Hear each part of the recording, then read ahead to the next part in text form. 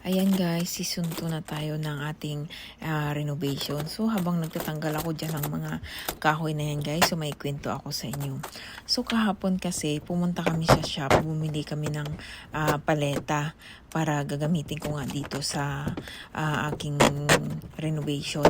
So ngayon, habang papauwi na kami, sobrang traffic. Tapos may dumaan na 4 na fire truck na malalaki at saka isang ambulansya. So sabi ko, siguro may sunog kasi ang init na ngayon talaga ng panahon dito.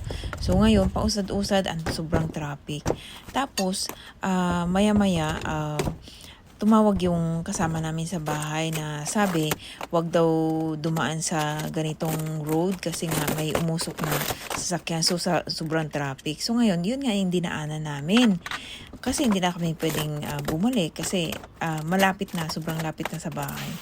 So, ngayon, habang papausad-usad yung sasakyan, nadaanan namin yung mga fire truck nga, yung dumaan sa amin.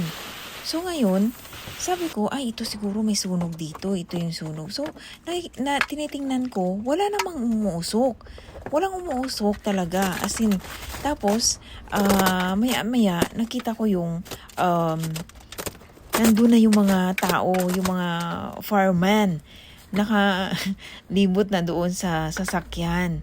So ngayon, umano sa isip ko na, ay, yun siguro yung kasama natin sa bahay. Kaya siguro yung nasabi niya na wag dumaan sa ganito kasi nga may umusok daw na sasakyan.